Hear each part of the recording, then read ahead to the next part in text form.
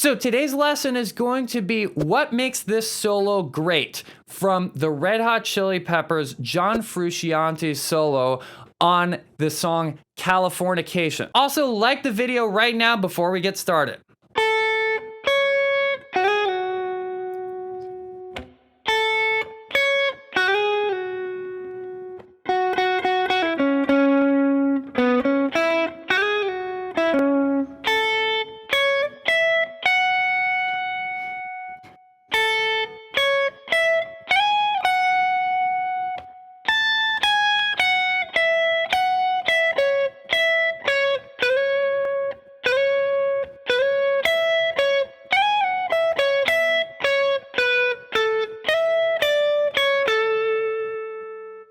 All right, everybody, so let's jump into the analysis of this solo. So it's actually very, very simple solo you can hear. And one of the things that I really like about it is that it's simple, it's very memorable, and there's a lot of things that a lot of other guitar players may not do that are featured in this solo. For example, before we even just start breaking down every single note in the solo and so on and so forth, you notice there's a lot of space in the solo, okay? You see a lot of notes held out for an entire measure, and a lot of motivic development too. So we're going to be talking about that. That's one of the main reasons why this solo is so memorable. That it's easy to think about because there's not a whole lot going on the whole entire time, which means that the notes that he does play are very, very powerful, okay? And then on top of that, there's a very clear theme and clear ideas in the solo. So let's go ahead and start breaking this thing down note by note and also rhythm by rhythm. That's a subject that I think is really, really important for us to cover in this solo because it will really inform you. The first note in the solo is an A, and it's being played on an F sharp minor chord. Now, if you notice here, I've listed out the key that the song is in, or rather, actually, this solo section is actually in a different key than the whole rest of the song. So the whole rest of the song is actually in the key of A minor, but this song, or this solo section, is actually in the key of A major. So that's a actually very cool concept for you to remember, like when you are writing your own music, is to change to what we call the parallel major or the parallel minor. So for the bridge of your song, whatever, it creates a different feeling because now you change keys, but it's still in that A land, whereas the main part of the song is in A minor. So with that being said, it's very important for us to know all the notes that are in the key so we can understand how each of those notes relates to each of the chords underneath. So the notes in the key are A, B, C sharp, D, E, F sharp, G. So that's the first thing listed in the top. So you number them 1, 2, 3, 4, 5, 6, 7. And then if you notice, it's important to list out each of those notes starting from the root note of the chord you happen to be on. So the first chord, as you can see there, is an F sharp minor chord. So I listed there in the blue color all of the same exact notes that are in the key of A major, but we're starting from the F sharp minor. By the way, that happens to also be the F sharp natural minor scale. So when we list them out like this, we got F sharp, G sharp, A, B, C sharp, D, and E. And that gives us actually 1, 2, flat 3, 4, 5, flat 6, and flat 7. What's up with the flat 3, flat 6, and flat 7? Well, when we analyze this kind of thing, we have to actually know what the key of F sharp major is. And then we go, oh, wait a second. This is actually different from the key of F sharp major. It is the same thing, but we lower the 3, lower the 6, lower the 7, and now all of a sudden we get these notes that are in this key listed out in this order. That's the quick explanation. So the first note in the song is going to be an A note, okay? An A note. So if we look now, we want to look at our list of the notes in the F sharp minor chord listed out in order, and we'll see that A is actually the flat 3. So the flat 3 is a great note to play because it's one of the chord tones. So any 1, 3, or 5 is going to be one of the notes in the chords. This is something I've talked about many times in the channel, so let's go ahead and put that there. Bingo. We got a flat 3 right there. Okay, so this is something you'll see in my last solo analysis I did on the Smells Like Teen Spirit solo from Nirvana, is that there's lots of thirds, roots, and fifths being used in most great solos, because again, we always know that those notes are going to sound good. And if I just gave you another example, if you looked at any of these other notes listed out, the D, the E, or the B minor, because these are the chords that we're going to find in the solo, any of those notes, for example, in the D chord, the D, the F sharp, or the A, the root, third, and fifth, those notes are all going to sound good in that chord. Why? Because they're literally the notes in that chord. In the E chord, the E, the G sharp, and the B, those notes are all going to also sound good on that chord. So you got to understand that it's really important to know very well your roots, thirds, and fifths at least on each of the chords, because this is where you're going to get the most bang for your buck, and you're going to know for absolute fact that the note is going to sound good. So with that being said, check this out. So we have next note is actually C sharp there in the 9th fret of the first string. And guess what? That's C sharp. Let's go back over to our blue notes there, the F sharp minor notes listed out. Whoa, that C sharp is the 5th. Oh my God, what do you know? Hey, Adam's been talking about using roots, thirds, and fifths ad nauseum on the channel over and over and over and over. And then we go ahead and analyze this solo here, and the first 2 freaking notes are a third and a fifth. What do you know? Amazing, right? Absolutely amazing. Now, it's not going to be that the entire time. That would actually start to get boring as well. This is a good thing that I tell people to practice sometimes when they're soloing is practice soloing with only roots, thirds, and fifths, but you want to also do other things too, or else that even gets boring, even though it sounds good. Too much of a good thing can be boring. So now, the next note is actually going to be a G sharp. So if we look here, now we're getting a little bit of a more sort of juicy note. So the G sharp is going to be the 2nd on that chord. Or you could also call it the 9th. Some people call it the 9th. It just depends on how you think about it. But to me, they're basically the same thing. So we're actually having now our first non-sort of chord tone that's a root, third, or fifth. So we have a flat 3, a 5, and then this 9th, or the 2nd. And actually, let's listen to, I'm going to play the chord, and I'm going to play that note underneath it.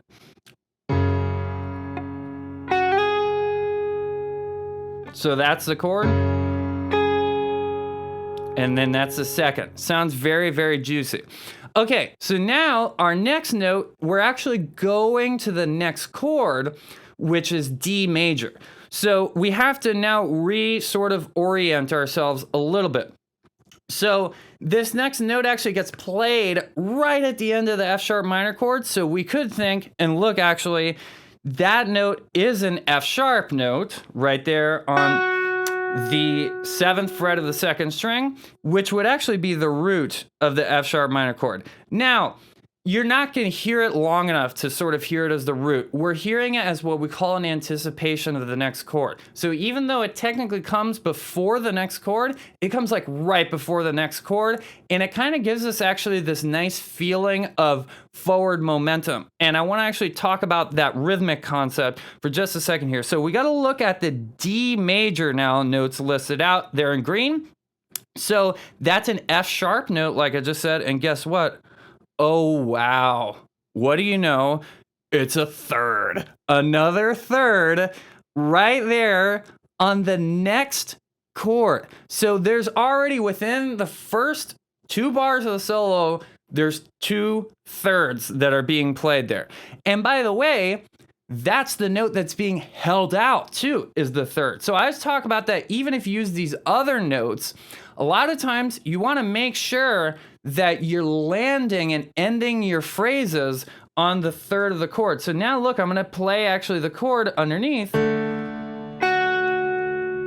Absolutely fantastic note to play over that chord, the major third. Now, really quick, let's talk about the rhythm. So the rhythm, you notice how it's very what we call syncopated. So if I actually count underneath, it'd be 1 and 2 and 3 and 4 and 1 and 2 and 3 and 4 and. So actually, all of those notes, half of them actually, land on upbeats, and the others start on downbeats. So the first note starts on a downbeat, next one starts in the and of 2, and then the G sharp note there, that one starts on beat 4, but then right after that, the and of 4 is the last note. So there's a nice mixture of rhythm here. And then that also leads to what I was just talking about, anticipation. That and of 4, 1, 2, 3, 4, and. That's a great way to anticipate the next chord and play one of the chord tones from the next chord that's coming up. Really makes you sound pro and makes you sound like what you're doing. So we can pretty much just repeat because the next part of the solo is exactly the same as far as the notes are concerned. However, we still do have a little bit more to talk about rhythm here, because guess what? He actually changes the rhythm instead. 1 and 2 and 3 and 4 and 2 and 3. That. It's hard to count and play, I will say. But the point is, if you notice there, the rhythm, that same G sharp note from before, that thing actually starts now on the and of 3. So that's actually a quarter note starting on the and of 3, whereas before it started right on beat 4. So very, very subtle change, literally just changing one rhythm, but it keeps the interest. Oh, okay, it's not the exact same thing again. It's like 90% the same thing or 95% the same thing, but it ain't the exact same thing as before. And this helps us to keep the interest going. So again, flat 3, 5, 2 on the F sharp minor chord. Then we go to the D major chord. We're holding out that F sharp note, just like I said before. And then now, more rhythmic variation. You're just playing the same note 3 more times in a row, right? So you got this 1, 2, 3, and 4, and da-da-da-da. This little phrase there. So as he starts that phrase, it's going into, now the chords are finally changing to a different part. So now we're going to a B minor chord there. So B minor. Now, guess what? You're gonna be surprised. What do you think? You think that that first note on a B minor chord is gonna be a root third or fifth, or do you think it's gonna be a non-chord tone? Let's find out. So guess what? It's still an F sharp note. And what do you know? Let's look at the B minor notes listed out. Up, F sharp's the fifth. Up, so guess what? It's the same note again, but now all of a sudden, it's the fifth once we get to that B minor chord, okay? And then it's this really now a new rhythm is introduced. Now a little bit of 16th note action. 1 and 2. Okay, so let's check out the notes there. So this is actually, by the way, this is all part of what I would call actually a just an F sharp minor pentatonic scale.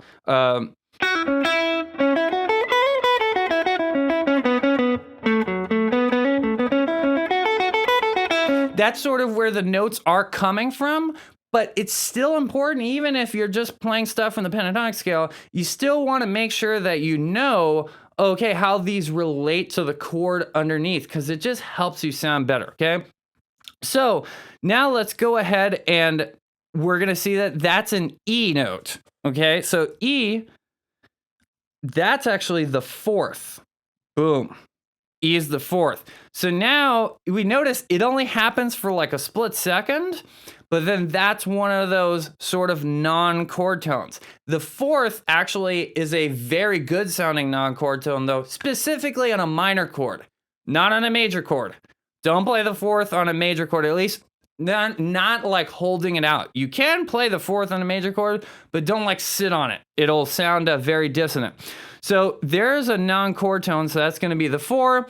And then we land on a C sharp note right there on the 6th fret of the 3rd string. And that C sharp note actually is going to be another non-chord tone, but it's another cool sounding non-chord tone. which is the second. So on a minor chord as well, the second will sound pretty cool. Look, I'm going to play the chord, and then that's the note. So it's the chord underneath.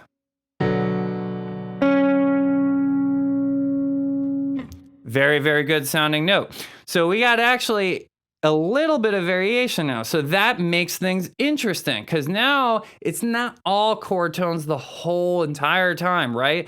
Lots of chord tones, but now all of a sudden we had that second and that fourth come in. So now that note gets held out over the D chord. And guess what? Now we got to reframe our mind to the D. And guess what? That C sharp note is now the major seventh. And then right after that, we have a B and it goes back to C sharp. So ba ba B C sharp. So B to C sharp is actually going to be the sixth to the seventh. So you should also start to get a little bit faster at this the more that you watch these videos, because you should be able to go, oh, wait, like I should just know that's the letter before C is B. So if it's the letter before, it's also going to be the number before, right? If we have B right there, that's the 6, and it just goes back up to the 7. So you got to think like that stepwise thing too. You have to understand, like, you don't have to count every single time. Once you have your bearing on a chord, unless it's jumping around a lot of times you can just use your intuition and start figuring out what the next chord tones are without having to take forever to do it, okay? So, speaking of not taking forever, I know that this is already going on quite a while, so let's try to blow through this a little bit faster. Okay, so on the A chord, we have an E, a G sharp, and then an F sharp, which gets carried over into the E chord. So da da da da da. That's what ends up getting played there. So the E on the A chord is going to be, we're going to have to look at the top here again. So the E is the 5th, and then it goes to G sharp, which is the 7th, and then it goes down to F sharp, which is the 6th. So we have 5, 7, and then 6 there. And then that 6th actually turns into, now on the E chord, that 6 is going to turn into the 9th or the 2nd. So that F sharp gets held out, turns into the 2nd. But you're not going to hear that a ton because it's not held out that long. So let's hear what that sounds like just for fun, though. It's very cool to sort of individually hear what these notes sound like because you get them in your ears. And if you have them in your ears, that's the most important part rather than having all this kind of mathematical stuff. It can help your ears actually, but you still have to have it in your ears. So that's that F sharp over the E chord, okay? And then we have an E note and then a C sharp note. So E note is going to be the root of the E chord, and then C sharp is the 6th. So this is kind of like this pentatonic type of sound. Whenever you hear the 6th over a major chord, it's not really a chord tone. However, it is going to be still a pretty good sounding note because it kind of reminds us of actually E major pentatonic. Even though this is not in E major pentatonic, this whole entire solo, but over that particular chord, playing the 6 is going to sort of give a reminder of that sound. Now, guess what? We go back to the F sharp minor chord. And now we're going back to that same theme from before, but instead, there's further expansion. So, so now, instead of going downwards, the idea is going upwards. So now let's talk in a little bit general thinking here. Like I like to try to get you guys to think about is not just thinking about every single note, but thinking about the general idea of what's going on. So now he probably thought, oh, I want to take that same musical idea and move it upwards. So basically we have the same thing as before. I'm then going to write it down. We have A, C sharp, and then finally we have E and F sharp. So before we A and C sharp, which was the 3rd and 5th, if you remember, the flat 3, the 5, then E, you tell me what chord tone is that? It's the flat 7. And then it actually lands on the root of the, I will write that one down, it ends up landing on the root of the F sharp minor chord, which gets held over into the D major chord, which is, if you remember from before, the third. But now the third is up an octave from where it was before. So believe it or not, most people won't notice this who are not musicians, but he literally just landed on the same exact note that he did before in that chord. But now it sounds like a fresh new expansion of the idea because it's just an octave up. Of course, if you notice, this solo isn't just all stuck in one position, by the way, like a lot of, unfortunately, guitar players find themselves not stuck in one position. One thing, actually, is a lot of movement along one string, which I really like a lot. So it sounds like so vocal. Okay, so then guess what? The exact same thing again, but then it goes even higher. So this is very interesting here. So let's just ignore the first few notes because we talked about that. By the way, if you noticed, the rhythm is the same actually as the second time he played the theme before. So that syncopated ba, ba, ba, ba, ba. Notice how the notes keep changing on the upbeats. Very, very, very, very important concept to think about is including upbeats and syncopation in your solos. But now we actually end up going to, it's harder as hell to count, I know, all those ledger lines because he's going so high up.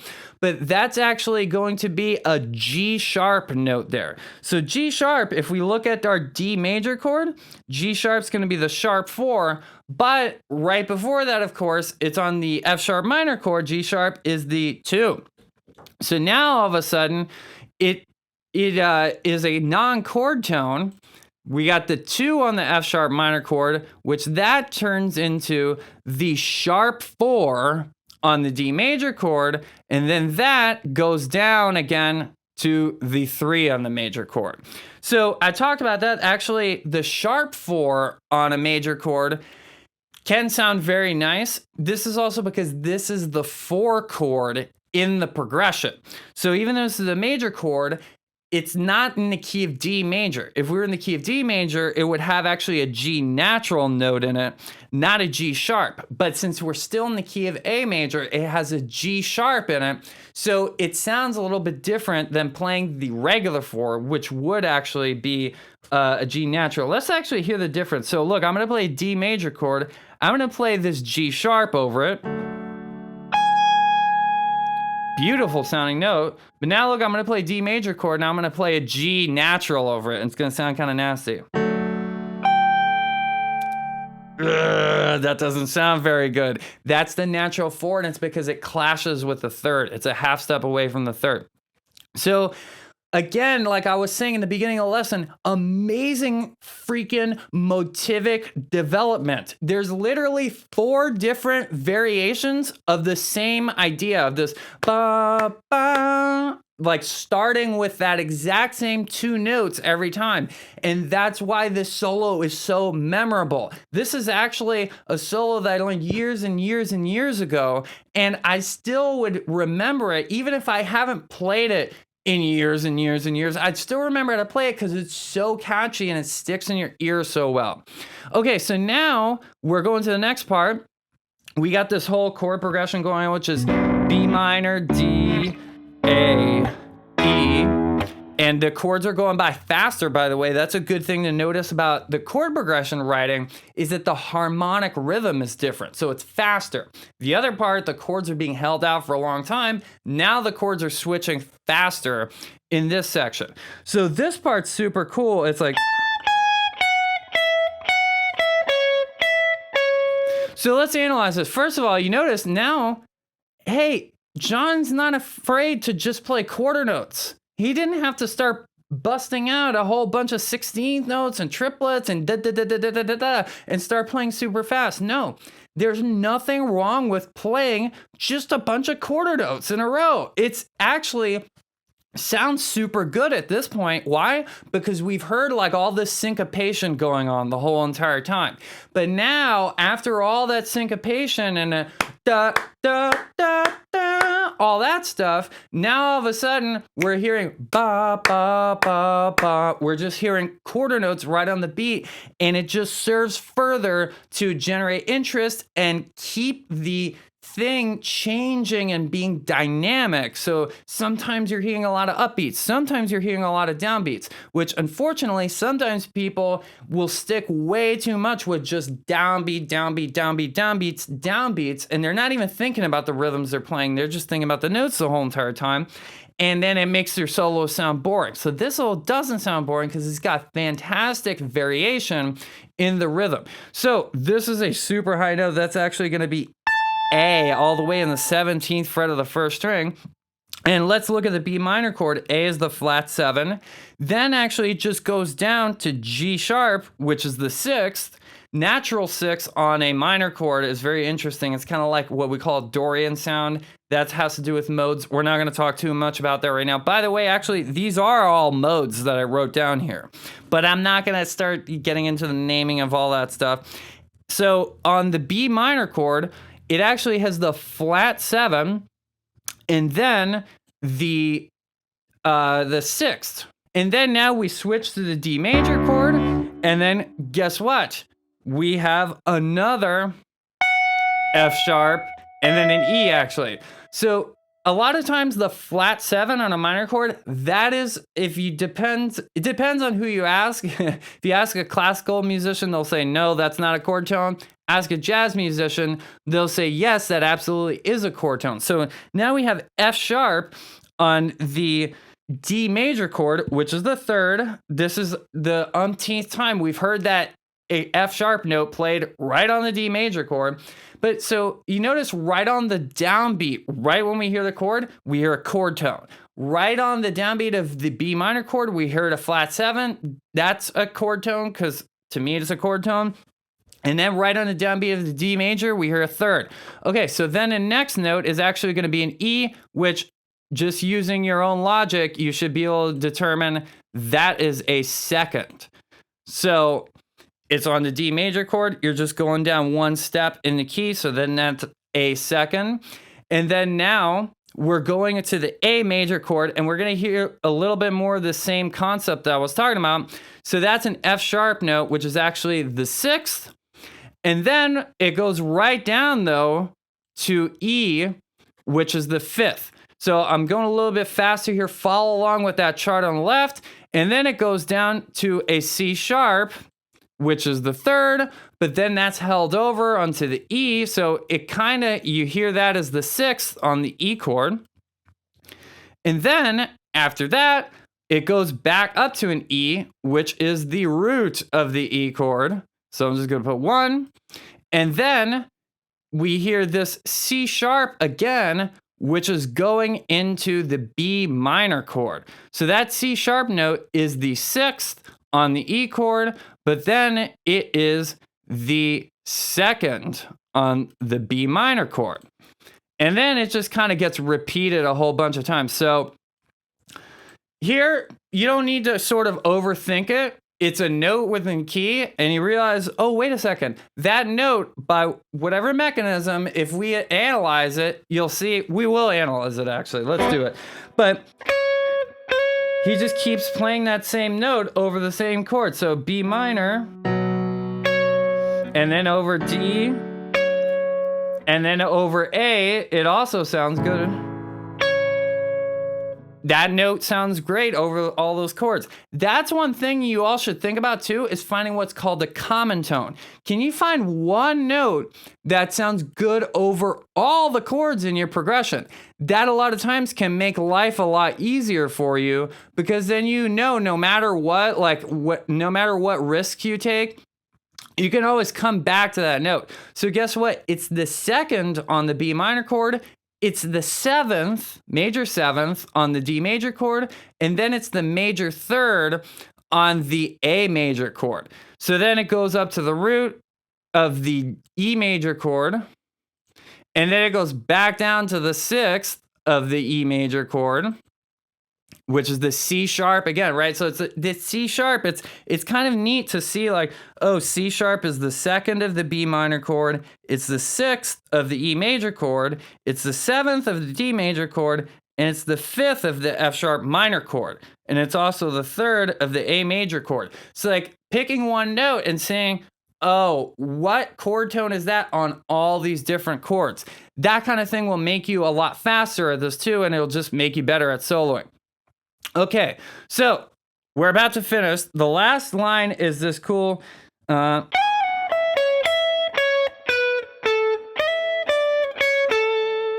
So this is very, very neat. Now, finally, this is the first time that we actually hear a whole bunch of eighth notes in a row. Like, there's not that many of them in a row. There's 4 in a row. So we're going into the B minor chord. We have a G sharp note there, which is actually on the E chord. It's the third. So what do you know? It's the third again. Lots of thirds, right? Third, and then it goes down to F sharp, which guess what is another chord tone? It's the fifth. So that's why those transitions sound really good too, because we're ending a chord and we're ending with one of the chord tones of that chord, and then we're going to the next chord and landing on one of the chord tones of that chord. So trying to transition smoothly between chords, oftentimes it's done using those chord tones. Again, chord tones, chord tones, chord tones, chord tones, chord tones, chord tones, chord tones, chord tones. How many times can I say that in a row? I don't know. A lot of times. So then it goes down to E, which is the fourth of the B minor chord, actually. And then it goes down to C sharp, which is that second of the B minor chord. So we get a little bit of non-chord tone action right after that, which is supported by the fact that we just hit all those chord tones.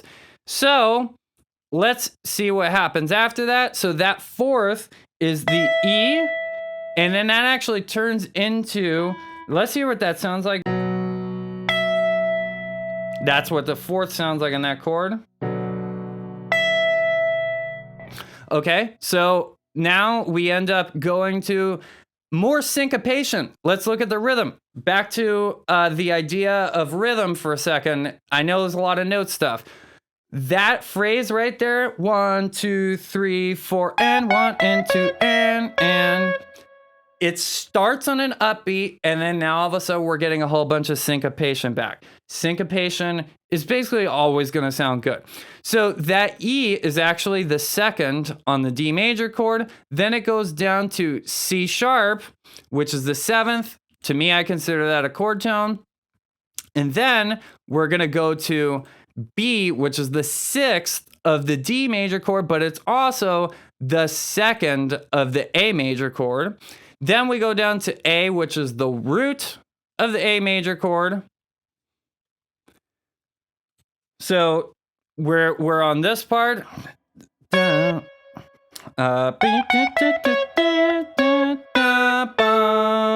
da da B A.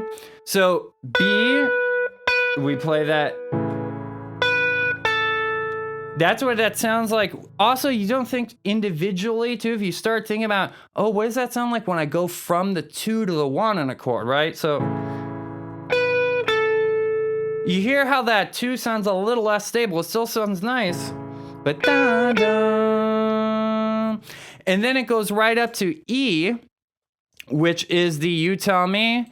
That's right. It is the fifth of that chord, but it goes to an E major chord, which, guess what? It doubles as the root on that E major chord. And then it just goes down stepwise from there. So we have D, D natural, which is going to be actually the flat 7 on that chord. So that's the first time we actually heard the flat 7 on that E major chord. That's because that's the 5 chord in the key. The 5 chord has a flat 7 in it. And then, to me, actually, this last 2 notes is very, very interesting because if we think about it, anticipating the next chord, it still sounds like we're playing an A major because we're playing a C sharp there, right there on the 9th fret first string. But then look at the chord symbol because it's going to go right back to this riff from the song, which is in A minor. So it's like we get one last little sliver of A major sounding from that C sharp, but it actually happens to be the 6th on that E major chord, which is the 5 chord in the key. And then bingo, it goes down to the root of the A minor chord. Because it lands right back at A minor, and then it goes back to the verse and the chorus material, which is all in the key of A minor. It modulates back to where it was previously in the song. You get that whole riff. This whole entire A minor land here. So very, very, very, very cool sounding solo. So if you want to learn how to master the guitar fretboard and develop 100% command over all of these different things that we're talking about, knowing your keys really well, knowing your chords really well, so that you can understand not only what you're playing when you come up with solos, but so that you can do your own analysis whenever you learn your favorite solos from your favorite guitar players. And you can actually learn more from them and actually incorporate the things that you're learning into your own playing rather than just only being able to play the solo note for note as like an exact copy. Then make sure you head on over to Jamsville.com and pick up the Jamsville GPS Fretboard Fundamentals course right now. The course is packed full of almost 4 hours of instructional video, plus a 100-page, super high-quality companion ebook. I'm telling you, you're going to absolutely love this course, and once you go through the whole entire thing, you're going to have transformed your whole entire outlook on the guitar, and you're going to have leveled up past the point that you would have even imagined that you would have been able to get to. And the best part is that the course is less than the price of like one guitar lesson with pretty much anybody in the entire planet. So there's no reason for you to not get the course. Also, if you enjoyed the video, make sure you subscribe to the channel right now and drop a like below. I really, really appreciate it. It really helps out the channel, and then I can help you out more. That's the most important part, is me helping you out. So until next time, listen, learn, and jam.